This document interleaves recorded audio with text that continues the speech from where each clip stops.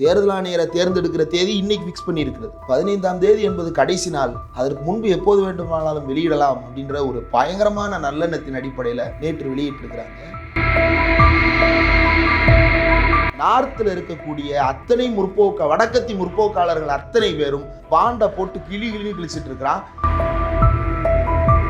பிஜேபின்ற இது எடுத்தோம்னா எல்லாமே 1 கோடி தான். வரிசையா 1 கோடியா வாங்கியிருக்கான். 6000 கோடிக்கு மேல் பிஜேபி மட்டுமே வாங்கி இருக்கிறது. மொத்த தேர்தல் பத்திர நிதியில 55% நிதியை ஒற்றை கட்சி வாங்கி இருக்கிறது.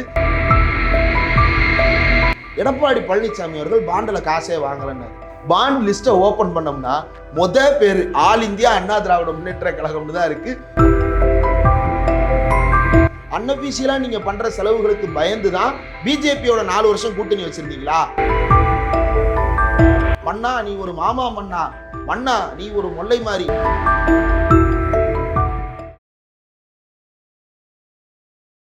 வி தமிழ் நேயர்களுக்கு வணக்கம். பத்திரிகையாளர் திரு இந்திரகுமாரோட இணைஞ்சிருக்கோம். வணக்கம்.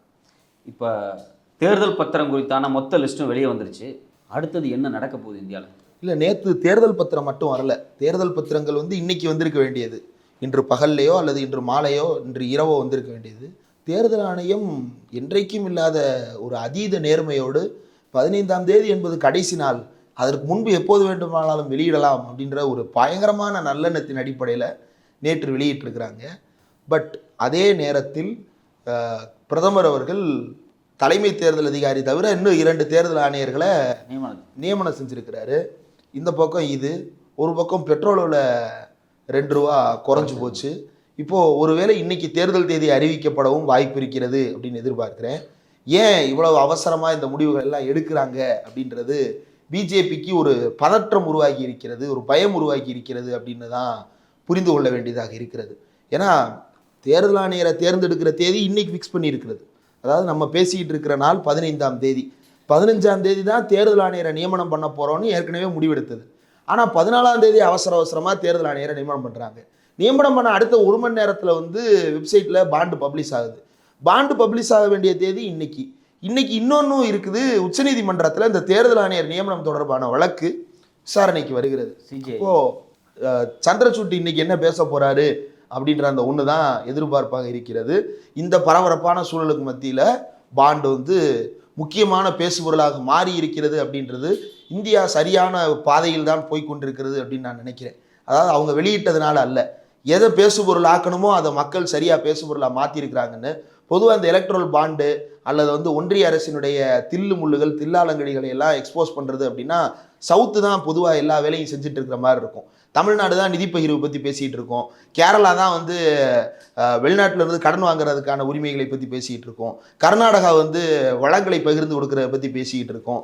ஆந்திரா வேலை வாய்ப்பில் எங்களுடைய பங்கு என்ன அப்படின்றத பற்றி பேசிக்கிட்டு இருக்கோம். இப்படி சவுத்து தான் எல்லாத்தையும் பேசிக்கிட்டு இருக்கோம். இதை நார்த்தில் ஒரு சில இண்டிபெண்டான ஜேர்னலிஸ்ட்டும் ஒரு ஃபெடரல் வியூ இருக்கக்கூடிய ஜேர்னலிஸ்ட்டும் பிக்கப் பண்ணி கோ பண்ணுவாங்க. ஆனால் இன்னைக்கு பார்த்தோம் அப்படின்னா தமிழ்நாடு எலெக்ஷன் பாண்டு வந்துருச்சு. வந்ததுக்கப்புறம் அதை நம்ம அனலைஸ் பண்ணிக்கிட்டு இருக்கிற கேப்பில் நார்த்தில் இருக்கக்கூடிய அத்தனை வடக்கத்தி முற்போக்காளர்கள் அத்தனை பேரும் பாண்டை போட்டு கிழிச்சிட்டு இருக்கிறான். யார் எத்தனை கோடி கொடுத்தாங்க அப்படின்ற தகவலை இன்னைக்கு எல்லாரும் பேசுகிறோம். ஆனால் நேற்று எடுத்து போட்டது வடக்கம் தான் எடுத்து போட்டான். நேற்று வடக்கில் இருந்த முகமது சுபேர் தான் எடுத்து போட்டார். அவர் சவுத்தில் பிறந்தவராக இருக்கலாம், ஆனால் அவர் ஒர்க்கிங் ஆன் நார்த் தான். அவர் அங்கிருந்து அதை எடுத்து போடுறாரு. அவரை தொடர்ந்து பல ஊடகவியலாளர்களும் கூட உடனடியாக லாட்ரி மார்டின் தான் இந்தியாவிலே அதிகமாக கொடுத்தது, அடுத்து மேகா இன்ஜினியரிங் தான் 2வது அதிகமாக கொடுத்துருக்கிறது, பாகிஸ்தான்லேருந்து ஒரு கம்பெனிகிட்ட நிதி வாங்கியிருக்கிறான்னு நான் எக்ஸ்போஸ் பண்ணது. எப்படி இவங்க ரெய்டு விட்டு எலக்ட்ரல் ட்ரஸ்ட்டுன்னு ஒன்று இருக்குது. இப்போ மக்களுக்கு எல்லாமே பாண்ட் அப்படின்னு போயிடும். எலக்ட்ரல் பாண்டுன்னு ஒன்று இருக்குது, எலக்ட்ரல் ட்ரஸ்ட்டுன்னு ஒன்று இருக்குது. எலக்ட்ரல் ட்ரஸ்ட்டுன்றது என்னென்னா நேரடியாக ஒரு கட்சிக்கு பணம் கொடுக்கறது தங்களுடைய இதில் இருந்து. அந்த பணம் கொடுக்கறதுல நம்ம ஏற்கனவே பேசணும். ஒரு 31 கம்பெனியை ரெய்டு விட்டு அடிச்சு பிடிங்கிருக்காங்கன்னு. அதிலேயே நம்ம ஃபியூச்சர் கேமிங் இண்டஸ்ட்ரீஸ் ஆகிய லாட்ரி மார்டின் பற்றி பேசியிருந்தோம். அவரை போய் அடின்னு அடிச்சு ரெய்டு விட்டு காசு வாங்கியிருக்காங்க அப்படின்னு பார்த்தோம். அப்பயே நமக்கு ஒரு சந்தேகம் இருந்தது, இது எலக்ட்ரல் பாண்ட் ட்ரஸ்ட்டுக்கு மட்டும் இல்லை, பாண்டும் இதே மாதிரி தான் போயிருக்கும் அப்படின்னு. அதே போல் எந்தெந்த கம்பெனிக்கெல்லாம் இடி ரெய்டு போதோ, எந்தெந்த கம்பெனிக்கெல்லாம் ஐடி ரெய்டு போதோ, எந்தெந்த கம்பெனிக்கெல்லாம் சிபிஐ ரெய்டு போதோ, அந்தந்த கம்பெனிகள் இருந்தெல்லாம் இப்போது ஒன்றிய அரசுக்கு காசு போயிருக்குது. நீங்கள் பாருங்கள், ஒரு கோடியாக போட்டிருக்கு. பிஜேபின்ற இது எடுத்தோம்னா எல்லாமே 1 கோடி தான், வரிசையா 1 கோடி 1 கோடி 1 கோடி 1 கோடியா வாங்கியிருக்கான். 6000 கோடிக்கு மேல் பிஜேபி மட்டுமே வாங்கி இருக்கிறது. மொத்த தேர்தல் பத்திர நிதியில 55% நிதியை ஒற்றை கட்சி வாங்கி இருக்கிறது. மீதி இருக்கக்கூடிய அத்தனை கட்சிகளும் சேர்ந்து மீதி 45%. இப்போ சமீபத்தில் சில நடுநிலையானவர்கள்லாம் என்ன பேசுறாங்க அப்படின்னா, நேற்று கூட சமூக வலைதளங்கள்ல பிஜேபிக்காரன் பூரா பேசுறது என்ன, நாங்க 30 ஸ்டேட்ல இருக்கிறோம், நாங்க 6000 கோடி வாங்கியிருக்கோம், நீ ஒரு ஸ்டேட்ல 1000 கோடி வாங்கியிருக்கியா அப்படின்லாம் பேசுறாங்க. எவ்வளவு கூச்சமே இல்லாம ஒரு விஷயத்தை நியாயப்படுத்துறாங்கன்னு பாருங்க. இந்தியா முழுக்க இருக்கக்கூடிய கட்சி, இந்தியாவில் ஒரு மாநிலத்தில் இருக்கக்கூடிய கட்சின்றதெல்லாம் ரெண்டாவது இருக்கட்டும், ஒரே ஒரு கட்சிக்கு மட்டும் 55% நிதியா, மீதி இருக்கிறவங்க எல்லாருக்கும் 45% நிதியா. இது என்ன மாதிரியான ஃபண்டிங் பேட்டர்ன்? அப்ப இந்த ஃபண்டிங் பேட்டர்னை நீ எப்படி ஊக்குவிச்சிருக்க அப்படின்னா, ஈடி ரைட் அனுப்பி பண்ணிருக்க, ஐடி ரைட் அனுப்பி பண்ணிருக்க, சிபிஐ ரைட் அனுப்பி பண்ணிருக்க. திமுக ஐடி அனுப்பிச்சா, திமுக ஐடி அனுப்பிச்சா, திமுக சிபிஐ அனுப்பிச்சா, குறைந்தபட்சம் இதுல யார் மேலேயாவது போலீஸ் விசாரணையாவது ஏவி விட்டு வேலை பார்த்துருக்காங்களா? போலீஸ் விசாரணைக்கெல்லாம் மனுஷன் பயப்படுவானா? டைரக்டா போய் ஹைகோர்ட்ல போய் ஒரு ஏபியை போட்டு அவன் பாட்டுக்கு நிம்மதியா வீட்டில் உட்காந்துருப்பான். போலீஸ் விசாரணைக்கு பயந்து எலக்ட்ரல் பாண்டு கொடுப்பானே எவனாவது? இப்படியான மோசடிகளை அரங்கேற்றி இருக்கிறது பிஜேபின்னு பேசும்போது, திமுக வாங்கிருச்சு திமுக வாங்கிருச்சு. எடப்பாடி பழனிசாமி என்ன சொன்னார் தெரியுமா? நாங்க தான் தேர்தல் பத்திரத்தில் வாங்காத ஆளு அப்படின்னாரு. எப்படின்னு எனக்கு புரியல. ஒரு கட்சி, ஒரு மகத்தான ஆளுமை, அகில இந்திய அண்ணா திராவிட முன்னேற்ற கழகத்தினுடைய நிரந்தர பொதுச் செயலாளராக இப்போது தேர்ந்தெடுக்கப்பட்டிருக்கும் திரு எடப்பாடி பழனிசாமி அவர்கள் அருமையான ஒரு ஸ்டேட்மெண்ட், நாங்கள் பாண்டில் காசே வாங்கலை அப்படின்னு. ஒரு கட்சியை நடத்துகிறோம் அப்படின்னா கட்சிக்கு நிதி ஆதாரங்கள் எங்கிருந்தெல்லாம் வருகிறதுன்றது நமக்கு தெரியணுமா இல்லையா? நான் ஒரு ஆஃபீஸ் நடத்துகிறேன், என் ஆஃபீஸுக்கு யார் யாரெல்லாம் இன்வெஸ்ட் பண்ணுறாங்க, என் ஆஃபீஸில் யார் யாரெல்லாம் வேலை பார்க்குறாங்க, எவ்வளவு இன்கம் வருது, எவ்வளவு செலவு இருக்குது அப்படின்ற எல்லாத்த கணக்கு எனக்கு தெரிஞ்சிருக்கணுமா இல்லையா? நுணுக்கமான கணக்குகள் தெரியலனாலும் வருமான வகைகள் தெரிஞ்சிருக்கணுமா இல்லையா? அப்படி தெரியாத ஒருத்தர் ஆபீஸை நடத்துறதுக்கு வக்குள்ளவனா? எடப்பாடி பழனிசாமி அவர்கள் பாண்டில் காசே வாங்கலைன்னாரு. பாண்ட் லிஸ்ட்டை ஓப்பன் பண்ணோம்னா பேர் ஆல் இந்தியா அண்ணா திராவிட முன்னேற்ற கழகம்னு தான் இருக்கு. ஃபர்ஸ்ட் பேஜ் ஃபுல்லாக எடப்பாடி பழனிசாமி தான் நிறைஞ்சு நிற்கிறார். அப்போ உங்க கட்சிக்கு 25 கோடி இதுல இருந்து வந்திருக்கிறது. கட்சியோட செலவு எவ்வளவு தெரியுமா? 28 கோடி. கட்சியோட மொத்த வருமானம் எவ்வளவு தெரியுமா? 35 கோடி. நீங்க நம்புறீங்களா? அகில இந்திய அண்ணா திராவிட முன்னேற்ற கழகம் 35 கோடியில் கட்சி நடத்தி கொண்டிருக்கிறதுன்றது மனுஷன் நம்புவானா? 35 கோடியை வைத்து சீமானாலே கட்சி நடத்த முடியாது, அவரே அதுக்கு மேல அடிச்சு சாப்பிட்டு இருப்பாரு. அபிஷியலா டிக்ளேர் பண்ற அமௌண்ட்டே இவ்வளவுதான். அப்ப இவங்க அன்அபிஷியலா எவ்வளவு செலவு பண்றாங்க? அன்அபிஷியலா நீங்க பண்ற செலவுகளுக்கு பயந்து தான் பிஜேபியோட 4 வருஷம் கூட்டணி வச்சிருந்தீங்களா அப்படின்றது கேள்விகள் எல்லாம் அதுல இருந்து தான் எழுகிறது. அப்போ எடப்பாடி பழனிசாமி அவர்களுக்கு பாண்டை பத்தி பேசுறதுக்கு எந்த இதுவும் கிடையாது. அப்போ திமுக எலக்ட்ரல் பாண்டை எவ்வளவு வாங்கினேன்றதை தொடர்ந்து திமுகவுக்கு மொத்தமா தேர்தலுக்கு எவ்வளவு நிதி வருதுன்றது எல்லாத்தையும் அசட்டு டிக்ளேர் பண்ணிருக்கு. டிக்ளேர் பண்ணாம எதையும் வச்சிருக்கல. ஆனா பிஜேபி என்ன பண்ணுது? எலக்ட்ரல் பாண்டு விவகாரங்களை யாருக்குமே தெரியாத அளவுக்கு தன் கட்டுப்பாட்டில் வைத்திருக்கிறது. நேற்று வெளியாகி இருக்கக்கூடிய அந்த பட்டியலை நீங்க பார்த்துருப்பீங்க. டேட் இருக்கும், பேர் இருக்கும், அமௌண்ட் இருக்கும். ஒன்றும் இல்லை, நீங்கள் ஒரு செக் எழுதி கொடுத்தீங்கன்னா கூட செக் நம்பர்னு ஒன்று இருக்கும் இல்லையா? அந்த செக் நம்பரை வச்சு நீங்கள் எந்த பேங்க்னு கண்டுபிடிச்சிக்கலாம், என்ன கோடுன்னு கண்டுபிடிச்சிக்கலாம், அது யாரோடதுன்றதை வச்சு லாஸ்ட் சீரியல் நம்பர்ஸ் வச்சு கண்டுபிடிச்சிக்கலாம். இது செக் நம்பர். வித்ட்ரால் ஸ்லிப்னு ஒன்று இருக்கும். வித்ட்ரால் ஸ்லிப்பை போடும் பொழுது அதில் ஒரு நம்பர் இருக்கும். இப்படியெல்லாம் இருக்கும் பொழுது எலக்ட்ரல் பாண்டுக்கு ஒரு நம்பரே இல்லை. சும்மா ஒரு பேப்பரை 10 பேப்பரை ஒருத்தனுக்கு கொடுத்தோம்னா கூட 1 2 3 4 5 6 7 8 9 10 நம்பர் போட்டு தானே கொடுப்போம். சீட்டு கொடுக்குறதுன்னா அப்படித்தானே கொடுப்போம். எலக்ட்ரல் பாண்டு ஒன்று கொடுத்தாங்களாம், பாண்டுக்கு நம்பரே இல்லையா? அது எப்படி? பேர் தெரியுது, பேருக்கு பக்கத்தில் நம்பரை போட்டால் மேட்ச் பண்ண முடியும். இந்த பேருக்கு பக்கத்தில் எந்த நம்பர்னு எந்த பாண்டு நம்பரை போட்டோம்னா பாண்டு நம்பருக்கு இந்த பாண்டு நம்பரை யார் வாங்கினான்ற டீட்டெயில் வந்துடும், எந்த பாண்டை யார் ரெடீம் பண்ணான்றதும் வந்துடும். அப்போ பாண்டு நம்பரை வச்சு யார் யார்கிட்ட இருந்து காசு வாங்கினானுங்கன்றதை நம்ம மேட்ச் பண்ண முடியும். அந்த பாண்டு நம்பரை மறைச்சிட்டு தான் இந்த தேர்தல் ஆணையமும் சரி, ஸ்டேட் பேங்கும் சரி அதை வெளியிட்டு இருக்குது. சுப்ரீம் கோர்ட்டும் இதற்கு ஒரு வகையில் உடந்தையா இருக்கு. சுப்ரீம் கோர்ட்டும் அதை கேட்கல, நீங்க பாண்டு நம்பரை போடணும் அப்படின்றத கேட்கல. பாண்டு நம்பரை போட்டா மேட்ச் பண்ண முடியும், பாண்டு நம்பரை போடலைன்னா மேட்ச் பண்ண முடியாது.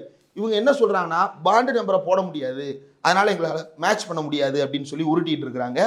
ஆனாலும் ஒட்டுமொத்த தொகை இருக்கு, அதை வச்சு தோராயமான ஒரு மதிப்பீட்டுக்கு வந்துட முடியும் யார் யார் காசு கொடுத்தாங்க அப்படின்றது. இந்த மேகா இன்ஜினியரிங் நிதின் கட்கரின்னு ஒரு அமைச்சர் இருக்கிறாரு, ஒன்றிய அரசினுடைய ரோடுவேஸ் ஹைவேஸ் மினிஸ்டர். அவர் பாராளுமன்றத்தில் ஒரு பேச்சு பேசுறாரு, அருமையான பேச்சு. மேகா இன்ஜினியரிங் சர்வீசஸ் இந்த நாட்டுக்காக எவ்வளவு உழைத்திருக்கிறது தெரியுமான்னு. சமீபத்தில் ஒரு வழக்கு வந்தது. நிதின் கட்கரி இல்லாமல் வேற ஒரு நபர். அந்த நபர் வந்து பாராளுமன்றத்தில் ஒரு கேள்வி எழுப்புறாங்க. கேள்வி எழுப்பும் பொழுது அதற்கு பதில் சொல்ல முடியாமல் ஒன்றிய அரசு மொத்தமும் திணறி அவங்கள வந்து எப்படியாவது இல்ட்ரீட் பண்ணணும், அவங்கள எப்படியாவது வந்து அசிங்கப்படுத்தணும்னு துடிக்குது.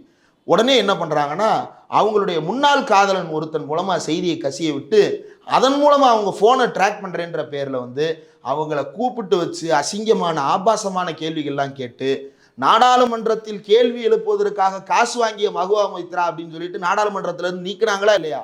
காசு வாங்கிட்டு வெக்கமே இல்லாம ஒரு கம்பெனிக்கு புகழாரம் பாடுறீங்களே, இது எவ்வளவு பெரிய கேவலம். ஒன்றும் இல்லை, அந்த காலத்துல நம்ம படிச்சிருப்போம், புலவர்கள் வந்து மன்னரிடமிருந்து காசை வாங்கி கொண்டு, மன்னா நீ ஒரு மாமா மன்னா, மன்னா நீ ஒரு மொல்லை மாறி அப்படின்னு சொல்லிட்டு இந்த புலிகேசி படத்துல ஒரு டைலாக் வரும் இல்லையா, அதை புலவர்கள் பண்ணதான் நம்ம படிச்சிருக்கோம். அரசாங்கமே இப்போ பண்ணுது. புரவலர்கள்ட்ட இருந்து காசை வாங்கிட்டு அந்த புரவலர் எப்படிப்பட்டவர் தெரியுமா அப்படின்னு சொல்லிட்டு பேசுவதாக வெளியே வந்திருக்குது. இதுதான் இந்தியாவினுடைய நாடாளுமன்றம் எவ்வளவு கேவலமாக அசிங்கப்பட்டிருக்கிறது அப்படின்றதுக்கான ஒற்றை உதாரணம். நிதின் கட்கரி அந்த வேகா இன்ஜினியரிங் பற்றி பேசினது தான். இல்லைனா எதற்காக ஒரு இன்ஜினியரிங் சர்வீஸ் நடத்துகிறவரை வச்சுக்கிட்டு நாடாளுமன்றத்தில் உரையாற்றணும்? நாடாளுமன்றத்தில் என்னைக்காவது ஈழத்தமிழர்கள் பற்றி இந்த 10 வருஷத்தில் உரையாடல் நடந்திருக்கா? நாடாளுமன்றத்தில் என்றைக்காவது ரோஹிங்கியா முஸ்லீம்களை பற்றி உரையாடல் நடந்திருக்கா? நாடாளுமன்றத்தில் என்றைக்காவது வட இந்தியாவிலிருந்து தென்னிந்தியாவுக்கு புலம்பெயர்ந்து வந்து தொழிலாளர்களாக இருக்கக்கூடிய ஓபிசி எஸ்சி எஸ்டி மக்களை பற்றி உரையாடல் நடந்திருக்குதா? நடக்கலையே. அவனுடைய பேர் எதுவுமே வரலையே. அந்த பெயர்கள் எதுவுமே வராம மெகா இன்ஜினியரிங் சர்வீசஸுக்கு மட்டும் 10 நிமிஷம் உட்காந்து ஆத்துறீங்கன்னா அப்ப காசு எவ்வளவு வாங்குனீங்கன்ற கேள்வி அப்பயே வந்துச்சு. இந்த இதுல வந்துருச்சு, பூனைக்குட்டி வெளியே வந்தது. வெளியே வந்து யார் யார் எவ்வளவு கொடுத்துருக்கான்ற எல்லாத்தையும் தெளிவுபடுத்தி இருக்கிறது. இந்தியாவினுடைய தி மோஸ்ட் கரப்ட் பார்ட்டி அப்படின்னு பிஜேபி இதில் சொல்லலாம். மற்ற கட்சியிலும் காசு வாங்கியிருக்கிறாங்களே அப்படின்னு கேட்கலாம். அதாவது நீங்க ஒரு விஷயத்தை புரிஞ்சுக்கணும். ஒரு ஓட்டப்பந்தயம் நடக்குது. ஓட்டப்பந்தயம் நடக்கிறப்ப எல்லாரும் சமமாக தான் போட்டியை தொடங்க முடியும் இல்லையா? எல்லோரும் சமற்றவர்களாக வைத்துக்கொண்டு ஒருத்தனை வந்து 1 கிலோமீட்டர் தூரத்தில், இன்னொருத்தனை 2 கிலோமீட்டர் தூரத்தில், இன்னொருத்தனை 3 கிலோமீட்டர் தூரத்தில் ஃபினிஷிங் பாயிண்ட் வச்சுட்டு ஓட விட்டோம்னா அந்த ஓட்டப்பந்தயம் விளங்குமா? விளங்காது. அப்படியான ஒரு ஓட்டப்பந்தயத்தை பிஜேபி எலக்ட்ரோலாக நடத்திட்டு இருக்கு. ஒருத்தனுக்கு காசு இருக்கும், ஒருத்தன் காசு இருக்காதுன்ற டிஸ்பாரிட்டியை உருவாக்கி விட்டு எல்லோரும் சமமாக தேர்தலில் போட்டிடுவோம் அப்படின்னு சொல்றது தான் பிஜேபியினுடைய உச்சகட்ட அயோக்கியத்தனம். அப்போ எப்படியாவது பணம் வேண்டும், கட்சி நடத்துறதுக்கு பணம் வேணும்ல. ஒன்றும் இல்லை, இப்போ சிலர் பொங்குவாங்க, கட்சி நடத்துறதுக்கு எது காசு, மக்கள்கிட்ட போய் நில்லு அப்படின்னு சொல்லுவாங்க. போய் கேளுங்க, ரோட்டில் மக்கள் இயக்கம் நடத்திட்டு இருக்கிறவன்ட்டெல்லாம் அவன் எதனால் கட்சி நடத்த முடியாமல் திணறாங்க, அமைப்பு நடத்த முடியாமல் ஏன் திணறாங்க, ஒரு பொதுக்கூட்டம் நடத்த முடியாமல் எவ்வளோ திணறாங்க, ரோட்டில் நின்று ஒரு துண்டறிக்கை விநியோகம் பண்ணுறதுல எவ்வளோ சிரமம் இருக்குது, துண்டறிக்கை அச்சடிக்கிறதுக்கு எவ்வளோ செலவாகுது, அது டிஸ்ட்ரிபியூட் பண்ணுறதுக்கு எவ்வளோ செலவாகுதுன்றதெல்லாம் ரோட்டில் இயக்கம் நடத்துகிறவனுக்கு தெரியும். அப்போது இயக்கம் நடத்துறதுனா என்னன்னே தெரியாமல், கட்சி நடத்துனதுனா என்னன்னே தெரியாமல் நீ ஏன் காசு வாங்கினா பிஜேபி எதிர்த்து கட்சி நடத்தணும்ல. கட்சி நடத்துறது காசு தேவைப்படுதுல்ல. அப்போ தேசிய அளவில் அந்த கட்சி 6000 கோடி, நீங்க மாநில அளவில் 1000 கோடியா அப்படின்னா, மாநில அளவில் மட்டுமல்ல இந்தியா முழுக்க இருக்கக்கூடிய கட்சிகளை எடுத்து பார்த்தால் இது மொத்தமும் வெறும் 45% சுருங்குகிறது. ஆக இந்த மோசடி பேர்வழிகளை வந்து நியாயப்படுத்தும், புனிதப்படுத்தும் வேலையில் இவர்கள் ஈடுபட்டு இருக்கிறார்கள். இதுதான் ஆபத்தானது. ஆனால் பெரும்பான்மையான முற்போக்காளர்களும் சரி, பெரும்பான்மையான ஜனநாயகவாதிகளும் சரி, பிஜேபியை சமரசமின்னாமல் இந்த விஷயத்தில் போட்டு அடியடின்னு அடிக்கிறாங்க. அப்படின்றது தான் தமிழ்நாட்டுக்கு இந்திய அளவில் கிடைத்த வெற்றி. நார்த் வெர்சஸ் சவுத் அப்படின்னு சொல்லிட்டு ஒன்றை கிரியேட் பண்ண பார்த்தாங்க. ஆனால் பிஜேபியை விரட்டி அடிப்பதில் வட இந்திய ஓபிசியும் தென்னிந்திய ஓபிசியும் ஒன்றாக நிற்கிறான். வட இந்திய தலித்தும் தென்னிந்திய தலித்தும் ஒன்றாக இருக்கிறான்.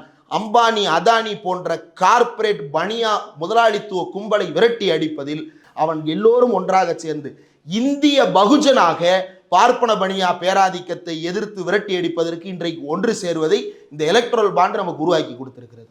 உங்களுடைய நேரத்துக்கு ரொம்ப டீட்டெயிலான கருத்துக்கு ரொம்ப நன்றி.